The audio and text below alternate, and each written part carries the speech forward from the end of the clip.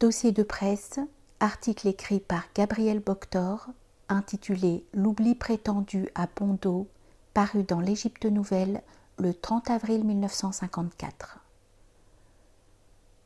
Cher maître, depuis la mort de René Guénon, l'Égypte nouvelle a ouvert généreusement ses colonnes à tout ce qui se rapportait à ce grand métaphysicien français qui avait opté pour l'islam et pour l'Égypte. Les amis de Guénon, comme vous le savez, se composent de musulmans, de chrétiens et de juifs.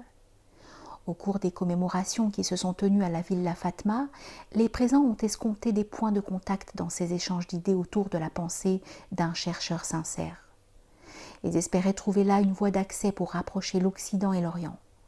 Étant donné qu'une belle intelligence occidentale s'était penchée avec tant de sympathie sur l'Orient, on devait pouvoir suivre le chemin en sens inverse et trouver les similitudes entre les diverses traditions humaines. En s'élevant au-dessus des mesquines querelles de chapelle, il fallait bien aboutir à une rencontre. Enfin, nous pensions avec raison, je crois, que Orient et Occident devaient finir par collaborer s'ils ne voulaient pas s'affronter.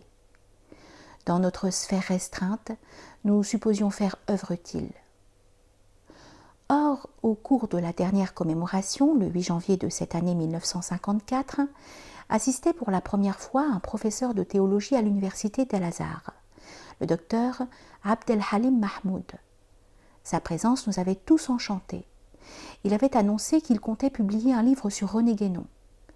Le fait que l'islam officiel s'intéressait à Guénon ne pouvait que nous faire plaisir.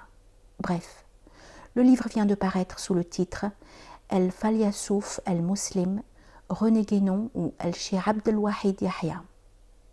Nous n'avons nullement l'intention d'entreprendre une critique du fond de l'ouvrage. Nous n'en avons pas d'ailleurs la compétence. D'autres, espérons-le, s'en chargeront. Mais il nous a semblé utile de relever ceci. L'auteur y mentionne toutes les revues, associations, groupes, etc. qui se sont intéressés à Guénon et à sa pensée de par le monde, mais ne fait aucune allusion à un groupe d'amis de la pensée guénonienne qui s'est créé en Égypte ou d'un quelconque article paru ici. Autrement dit, il tombe dans la même erreur que la revue France-Asie paraissait à Saigon, laquelle déplorait que l'Égypte eût enseveli Guénon dans un désert de silence. Mais France-Asie, qui a d'ailleurs reproduit aussitôt la rectification de notre ami Jean Moscatelli pour établir la vérité, avait l'excuse de ne pas être au courant des faits. Votre cordialement dévoué, Gabriel Boctor.